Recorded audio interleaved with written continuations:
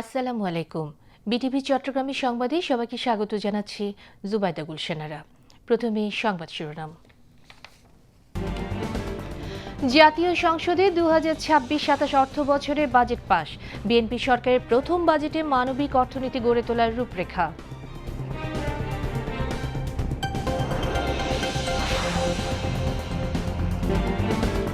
Chittagong city কর্পোরেশনে 2026-27 অর্থ বছরের জন্য 2260 কোটি টাকার বাজেট ঘোষণা।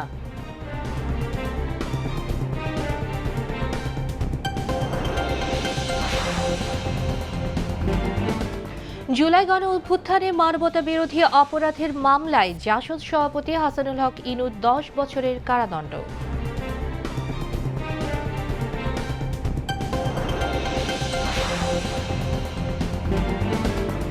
তিস্তায় চীনের অর্থায়নে আরেকটি ব্যারেজ নির্মাণের সিদ্ধান্ত এখনো হয়নি। ভারতের সাথে যথাযথ পানির হিস্যা নেওয়া হবে বললেন তথ্য ও সম্প্রচার উপদেষ্টা।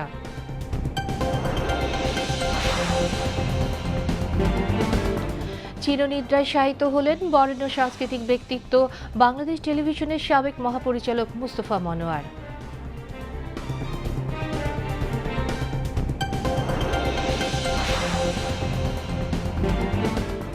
পাল্টাপাল্টি হামলা বন্ধ ও হরমুজ প্রণালীতে জাহাজ চলাচল স্বাভাবিক রাখতে আজ কাতারে দোহায় যুক্তরাষ্ট্র ও ইরানের উচ্চ পর্যায়ের বৈঠক।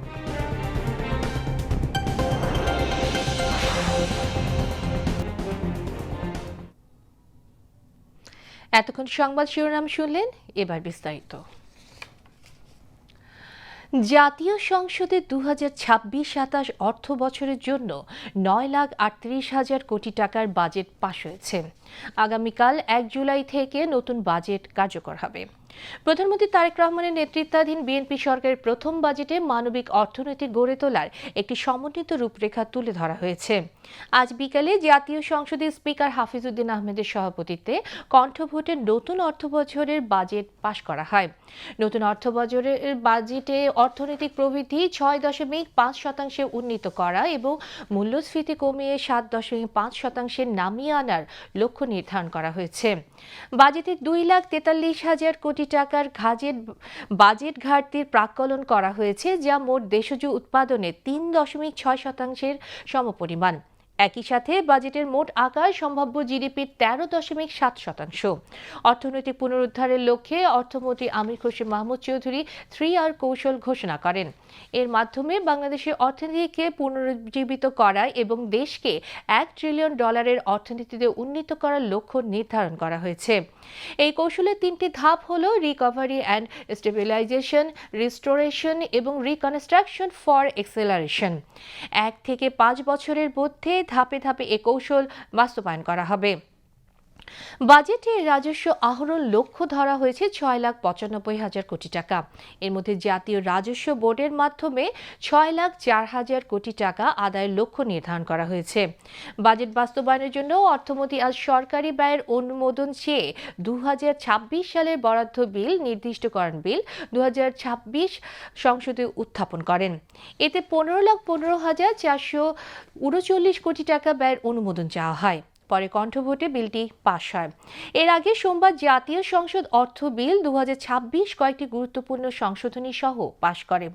সংশোধনীগুলোর মধ্যে করমুক্ত আয় সীমা বৃদ্ধি এবং বিনিয়োগের তথ্য প্রকাশের বাধ্যবাধকতা বিলুপ্ত করার বিধান উল্লেখযোগ্য।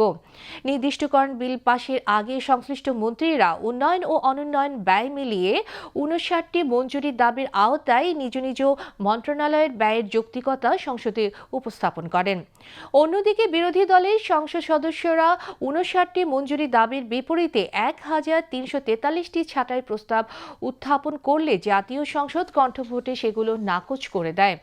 জামায়াতে ইসলামী, এনসিপি এবং স্বতন্ত্র সদস্য সহ মোট 43 জন সংসদ সদস্য 36টি মন্ত্রণালয় ও বিভাগের উপর ছাঁটাই প্রস্তাব উত্থাপন করে আলোচনায় অংশ নেন। বিরোধী দলীয় নেতা ডক্টর শফিকুর রহমানের অনুরোধে স্পিকার গিলোটিন পদ্ধতি প্রয়োগ করে অবশিষ্ট মঞ্জুরি দাবিগুলো বিস্তারিত আলোচনা ছাড়াই একযোগে কণ্ঠভোটে অনুমোদনের প্রক্রিয়া সম্পন্ন করেন। নির্দিষ্টকরণ বিল পাশের সময় বিরোধী দল ও স্বতন্ত্র সদস্যরা সংসদে উপস্থিত ছিলেন এবং বিলটি গৃহীত হওয়ার বিষয়ে কোনো আপত্তি জানাননি। 2026-27 অর্থ বছরের জন্য 2,260 কোটি 24 লাখ টাকার বাজেট ঘোষণা করেছে চট্টগ্রাম সিটি কর্পোরেশন। দুপুরে নগরের থিয়েটার ইনস্টিটিউটে নতুন অর্থ বছরের বাজেট ঘোষণা করেন city mayor doctor Shahadat Hossain. একই সঙ্গে 2025-26 অর্থ বছরে সংশোধিত বাজেটও ঘোষণা করেন মেয়র হিসেবে এটি তার দ্বিতীয় বাজেট।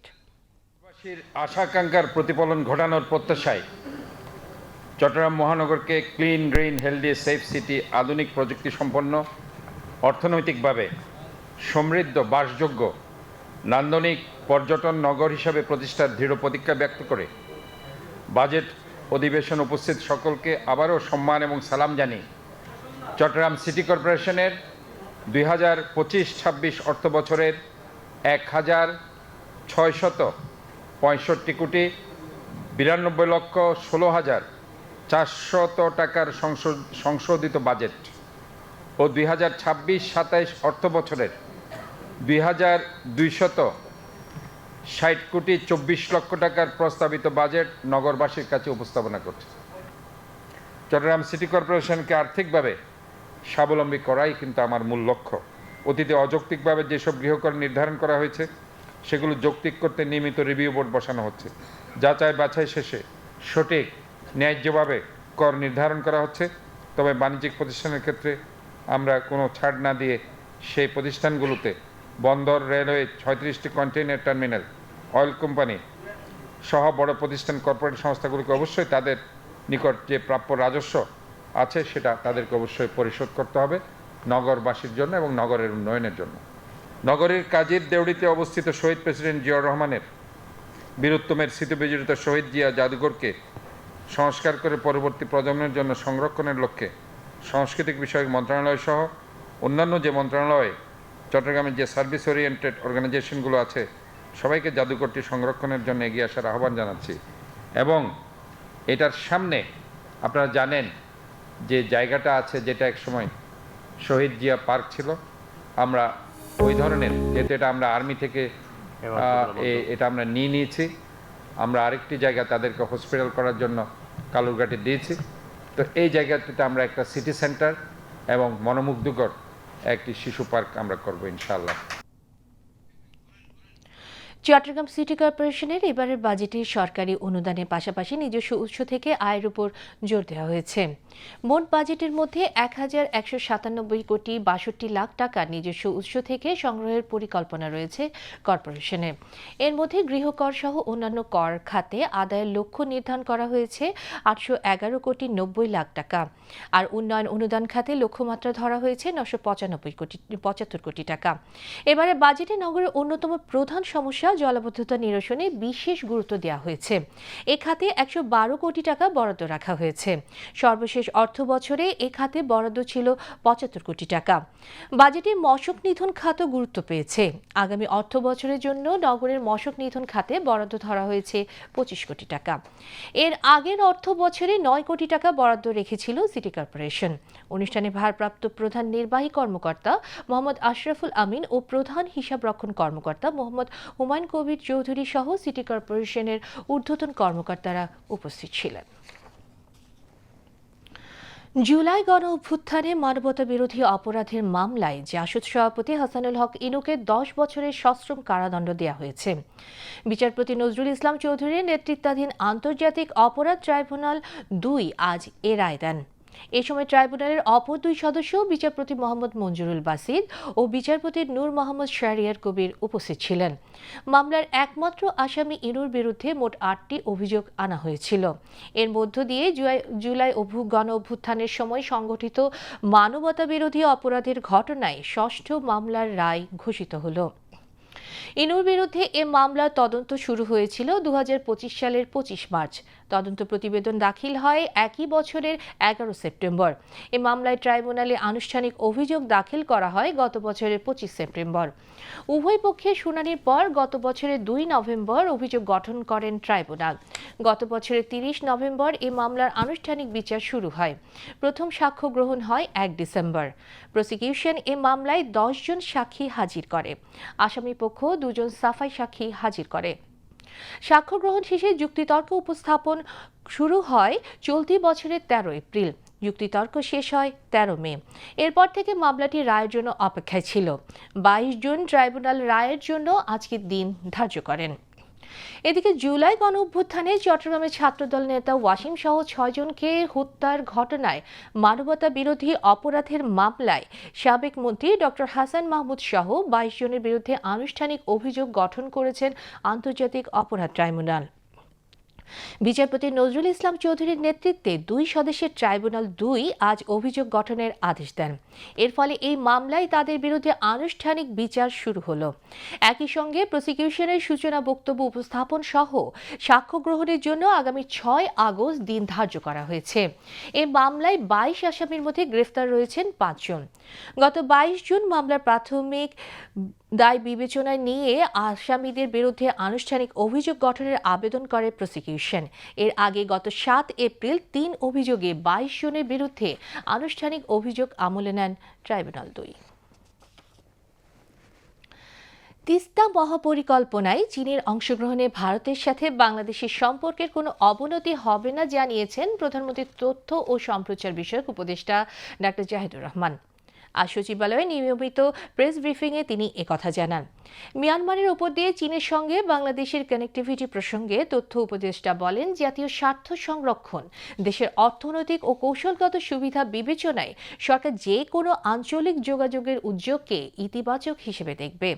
সাংবাদিকদের এক প্রশ্নের জবাবে তথ্য উপদেষ্টা বলেন, সাজাপ্রাপ্ত শেখ হাসিনার বক্তব্য গণমাধ্যম প্রচার প্রকাশে আদালতে নিষেধাজ্ঞা রয়েছে। নিষেধাজ্ঞা অমান্য করে প্রচার প্রকাশ অনুচিত। এছাড়া দেশের বিভিন্ন স্থানে কালেমের পতাকা টানানোর বিষয়টি সরকার খতিয়ে দেখবে উল্লেখ করে উপদেষ্টা এই নিয়ে যাতে বহির্বিশ্বে ভুল বার্তা না যায় সে বিষয়ে সবাইকে সজাগ থাকার আহ্বান জানান। বক্তব্য প্রচার করা বাংলাদেশে একদম সরাসরি নিষেধ আছে, শুধু দণ্ডপ্রাপ্ত বলে না, তার বক্তব্য প্রচার করা যাবে না এরকম আদালতের নিষেধাজ্ঞা আছে এবং আমাদের অনেক মিডিয়া এই কাজটা করছে। প্রাথমিকভাবে এই আহ্বান জানাই, এটা ইনফ্যাক্ট আমরা ফর্মালিও জানাবো, এটা নিয়ে আমার কথা হয়েছে, তারা যেন এই কাজটা না করে। আমাদের মিডিয়াগুলো আইনের প্রতি শ্রদ্ধাবোধ করবে, শ্রদ্ধা দেখাবেন এবং তারা এই জিনিসটা থেকে বিরত থাকবে। বর্ষায় তিস্তার ভাঙনে বহু মানুষ পথে বসে যান এবং একটা নদী 8 কিলোমিটার পর্যন্ত চওড়া হয়ে যায় ভেঙে টেঙে। তো চায়না যেটা করেছিল সেটা হচ্ছে চায়না এই নদীকে নদী শাসন করবে, ড্রেজিং করবে, গভীর করবে, পাড় রক্ষা করবে। 1 কিলোমিটারের মধ্যে নদী নিয়ে আসা হবে, ফলে প্রচুর ল্যান্ড রিক্লেইমও করা যাবে, ভাঙন তো প্রতিরোধ করা যাবে, ল্যান্ড রিক্লেইম করা যাবে। বাংলাদেশের জনগণ এবং রাষ্ট্রের স্বার্থ অনুযায়ী পদক্ষেপ নেবে। শ্রদ্ধা আর ভালোবাসায় বর্ণচিত্রশিল্পী মুস্তফা মনোয়ারকে শেষ বিদায় জানালো বাংলাদেশ টেলিভিশন। বিটিপি প্রাঙ্গণে সকালে তার নামাজে জানাজায় অংশ নেন তার সহকর্মী সহ বর্তমান কলাকুশলীরা। মুস্তফা মনোয়ারের সৃষ্টিকর্ম প্রচারের দায়িত্ব পালনের কথা জানান তথ্য ও সম্প্রচার মন্ত্রী জহিরুদ্দিন স্বপন। ইকবাল ফরহাদের রিপোর্ট।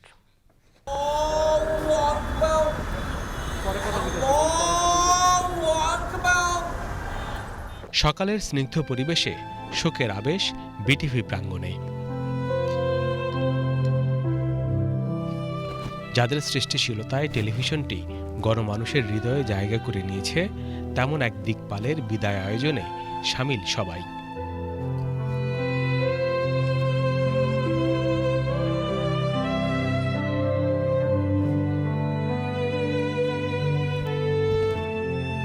তথ্যমন্ত্রী আশা করেন তার কর্ম অনুপ্রেরণা জুগিয়ে যাবে নবীনদের মাঝে। মোস্তফা মনোয়ার এমন একজন মানুষ এবং তিনি তার জীবনে এত মৌলিক কিছু কাজ করেছেন যা প্রজন্ম থেকে প্রজন্ম পৌঁছে দেওয়ার জন্য আমাদের মন্ত্রণালয়ের পক্ষ থেকে আমরা উদ্যোগ নেওয়ার চেষ্টা করব এবং সেটা যদি সঠিকভাবে করতে পারি সেটাই হবে তার মতো মানুষের প্রতি আমাদের সঠিক এবং গভীর শ্রদ্ধা ভালোবাসা। প্রিয় মানুষটির প্রস্থানে স্মৃতি কাতর হয়ে পড়েন সহকর্মীরা। আমাদের সংস্কৃতির যে বিকাশটা ঘটেছে সেটা নিঃসন্দেহে সেই জায়গায় মোস্তফা মনোয়ারের একটা বিশাল অবদান ছিল। আধুনিক টেলিভিশনের রূপকার এক কথায় ছিলেন মোস্তফা মনোয়ার। আমাদের এখন এতগুলো টেলিভিশন চলে, কিন্তু আতুর ঘর কিন্তু এটা, এখান থেকে বিকাশটা ঘটেছে এবং এখান থেকে আমরা এই শিল্পচর্চার যে শিক্ষাটা সেগুলো পেয়েছি। প্রখ্যাত কবি গোলাম মুস্তাফার সন্তান মুস্তাফা মনোয়ার পরিবারেও ছিলেন শিশুসুলভ। জীবনে যে সমস্ত দায়িত্ব থাকে সেই দায়িত্বের মধ্যে ওনাকে জড়াতাম না, কাজে উনি মন দিয়ে ওনার কাজগুলো উনি করতে পারতেন। এই সহযোগিতাটুকু আমি ওনাকে সবসময় দিয়ে এসেছি। কিছু কিছু মানুষ বোধহয় থাকে ওইরকম, তারা বড় হয় না, তো উনিও ছিলেন ওইরকম। তার মনটা এবং যে কারণে উনি শিশুদের এত ভালোবাসতেন এবং তার ভালোবাসাটা শিশুরাও উপলব্ধি করত, সেজন্যে শিশুদের কাছেও উনি খুব প্রিয় ছিলেন। এবং সর্বশ্রেণীর শিশু কিন্তু যে না উচ্চবিত্ত, মধ্যবিত্ত, মুক্ত না, যে কোনো শিশু হলে তাকেই উনি আদর করতেন, ভালোবাসতেন। সৃষ্টিশীল এই মানুষটির আক্ষেপ ছিল জাতিকে আরও কিছু উপহার না দিতে পারার। পরের দিকে বয়সের কারণে অনেক অসুস্থ হয়ে গেছে, তো আমি আরও যদি অনুষ্ঠান করতে পারতো আর কাজটা যদি চালিয়ে যেতে পারতো ফিট অবস্থায়। পুতুল নাচ বা পাপেট, চিত্রশিল্প, গান, নাটক সহ শিল্প জগতের নানা ক্ষেত্রে অনন্য অবদান রেখেছেন মুস্তাফা মনোয়ার। বিশিষ্টজনরা বলছেন তার চলে যাওয়া এক শূন্যতা তৈরি করবে জাতীয় জীবনে। অভিভাবকের যদি তার প্রয়াণ ঘটে তাহলে একটা সম্পূর্ণ গ্রন্থ পুড়ে যায়, আর মোস্তফা মনোয়ারের মতো একজন অভিভাবক চলে গেলে একটা লাইব্রেরি পুড়ে যায়। তো আজকে আমাদের সেই অবস্থা, শিল্প সাহিত্য সংস্কৃতির ক্ষেত্রে সেই অবস্থা। যা দিয়েছেন অনেক দিয়েছেন, এর প্রতিদান আমরা দিতে পারবো না। স্যার আপনি যেখানেই থাকেন ভালো থাকেন, আমরা দোয়া করি। ঠাই নাই ঠাই নাই ছোট সে তরি, আমারই সোনার ধানে গিয়াছে ভরি। কবিতার সেই লাইনের মতো করেই শিল্পী মুস্তাফা মনোয়ার বিটিভির প্রাঙ্গণ থেকে বিদায় নিচ্ছেন, যে প্রতিষ্ঠানটিকে তিনি তার নিজের শিল্প এবং তার যে কর্মে এক অনন্য অবস্থায় নিয়ে গিয়েছিলেন। তার এই প্রস্থান শুধু প্রস্থান হয়ে থাকবে না, তিনি তার শিল্পকর্ম নিয়ে অমর হয়ে থাকবেন মানুষের মনে। Iqbal Farhad, BTV news, Dhaka. এবার আন্তর্জাতিক সংবাদ।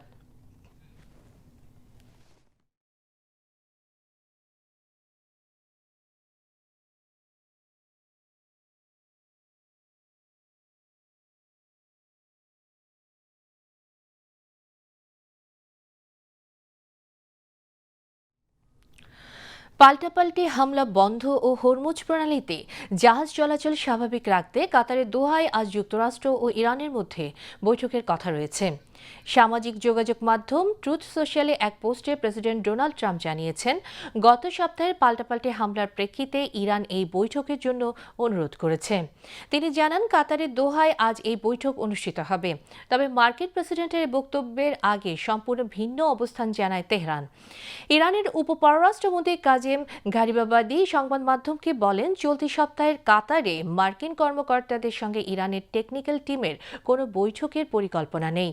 তবে ইরানের পররাষ্ট্র মন্ত্রণালয় জানিয়েছে, জব্দকৃত তহবিল অবমুক্ত করার বিষয়ে আলোচনার জন্য তাদের প্রতিনিধিরা দোহায় যাবেন।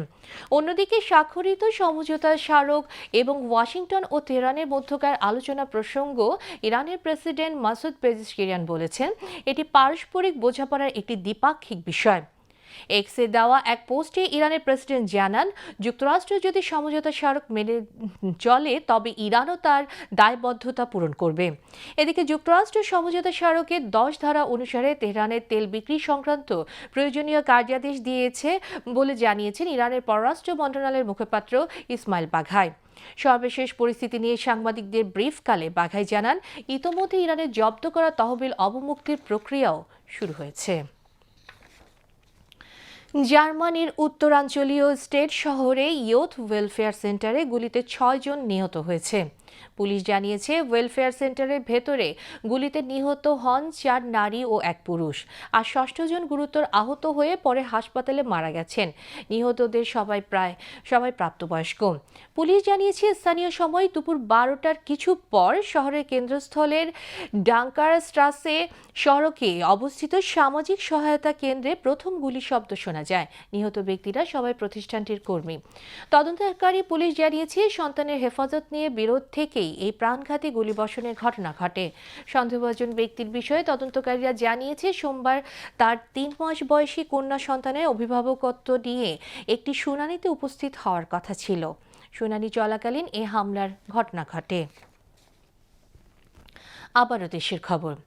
এবার সংবাদের সত্যতা যাচাই ভিত্তিক পরিবেশনা, ফ্যাক্ট চেক। সত্য জানুন।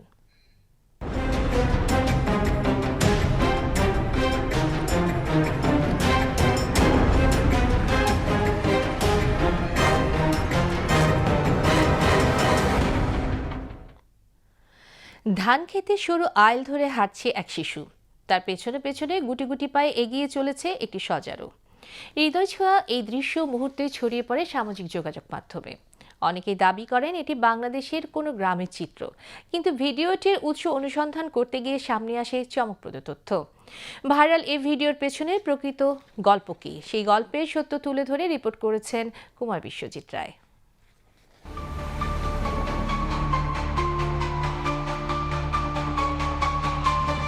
ধান ক্ষেতের মাঝে সরু আইল ধরে হাঁটছে হলুদ ও গোলাপি পোশাক পরা এক শিশু। তার হাতে কালচে রঙের একটি বিড়াল, আর শিশুটির পেছন পেছন গুটি গুটি পায়ে হাঁটছে একটি সজারু। এমন একটি ভিডিও সম্প্রতি সামাজিক যোগাযোগ মাধ্যমে ব্যাপকভাবে ছড়িয়ে পড়েছে।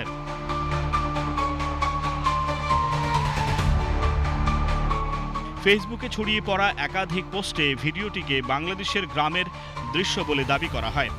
শুধু সামাজিক যোগাযোগ মাধ্যমেই নয়, ভারতীয় সংবাদ মাধ্যম দ্য টেলিগ্রাফের একটি সোশ্যাল পোস্টেও ভিডিওটিকে বাংলাদেশের বলে উল্লেখ করা হয়।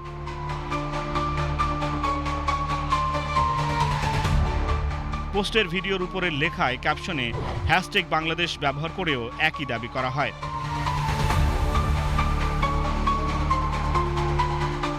তবে যাচাই করে দেখা গেছে ভিডিওটি বাংলাদেশের নয়, এটি শ্রীলঙ্কার একটি ভিডিও। ভিডিওটির উৎস অনুসন্ধানে প্রথমে এর কি ফ্রেম নিয়ে রিভার্স ইমেজ সার্চ করা হয়।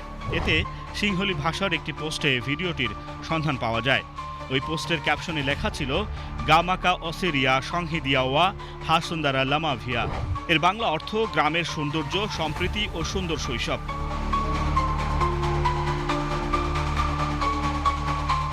আরও অনুসন্ধানে ভিডিওটির সবচেয়ে পুরনো যে পোস্টটি পাওয়া যায় সেটি করা হয়েছিল প্রভাত সিলভা নামের একটি ফেসবুক আইডি থেকে। 11 জন পোস্ট করা ওই ভিডিওর ক্যাপশনও ছিল সিংহলি ভাষায়। সেখানে লেখা ছিল আক্কা এক্কা কুবুরু ইয়ানা ইত্তামল্লি। গুগল ট্রান্সলেট অনুযায়ী এর বাংলা অর্থ দাঁড়ায়, বড় দিদির সঙ্গে ধান খেতে যাচ্ছে সজারু ভাই।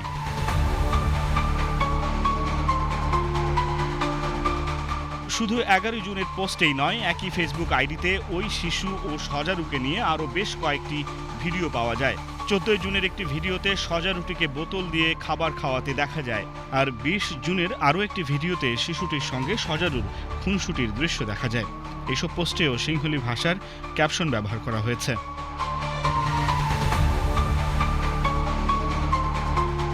ফেসবুক প্রোফাইলে তথ্য অনুযায়ী প্রভাত সিলভায়ের অবস্থান শ্রীলঙ্কার উত্তর মধ্যপ্রদেশের পালুন্নারুয়া জেলায়। ভিডিওটির প্রেক্ষাপট জানতে প্রভাত সিলভার সঙ্গে ফেসবুকে যোগাযোগ করা হলেও প্রতিবেদন প্রকাশ করা পর্যন্ত তার কোনো সাড়া পাওয়া যায়নি। সব তথ্য উপাত্ত পর্যালোচনায় দেখা যায়, বিড়াল হাতে এক শিশুর পেছনে সজারু হাঁটার ভাইরাল ভিডিওটি বাংলাদেশের নয়। ভিডিওটি আগে থেকেই শ্রীলঙ্কা সংশ্লিষ্ট সিংহলি ভাষার একটি ফেসবুক প্রোফাইলে প্রকাশিত ছিল। ফলে এটিকে বাংলাদেশের গ্রামের দৃশ্য বলে প্রচার করা বিভ্রান্তিকর। কুমার বিশ্বজিৎ রায়, বিটিভি নিউজ, ঢাকা। শেয়ার বাজারের খবর।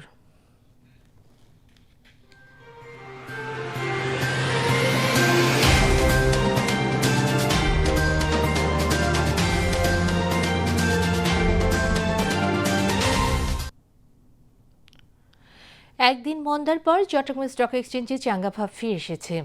আজ শেয়ার লেনদেন কম হলেও মূল্যসূচক বেড়েছে। দিন শেষে সার্বিক সূচক দাঁড়িয়েছে 15,450.17, যা গতকালের চেয়ে শতকরা 0.63 বেশি। এছাড়া সিএসি 30-এর মূল্যসূচক দাঁড়ায় 14,094.94, যা গতকালের চেয়ে শতকরা 0.63 বেশি। আজ 261টি কোম্পানির 69,86,580টি শেয়ার লেনদেন হয়, যার মূল্য 41,13,30,000 টাকারও বেশি। এর মধ্যে 151টি কোম্পানির শেয়ার দাম বেড়েছে, 69টি কমেছে এবং 41টির দাম অপরিবর্তিত রয়েছে। এবার আবহাওয়ার খবর।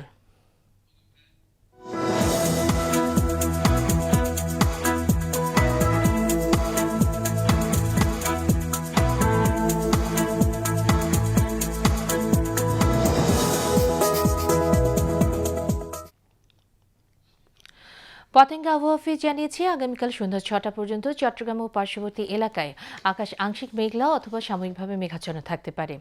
সেই সাথে অস্থায়ীভাবে অনেক জায়গায় দমকা বা ঝোড়ো হাওয়া সহ হালকা থেকে মাঝারি ধরনের এবং কোথাও কোথাও মাঝারি ধরনের ভারী বৃষ্টি অথবা বজ্রসহ বৃষ্টিপাতের সম্ভাবনা রয়েছে। দিন ও রাতের তাপমাত্রা সামান্য হ্রাস পেতে পারে। পরবর্তী 24 ঘন্টায় আবহাওয়া সামান্য পরিবর্তনের সম্ভাবনা রয়েছে। নগরীতে আজ সর্বোচ্চ তাপমাত্রা ছিল 32.6 ডিগ্রি সেলসিয়াস, যা স্বাভাবিকের চেয়ে 1.1 ডিগ্রি বেশি, এবং সর্বনিম্ন তাপমাত্রা ছিল 26.4 ডিগ্রি সেলসিয়াস, যা স্বাভাবিকের চেয়ে 1.2 ডিগ্রি বেশি।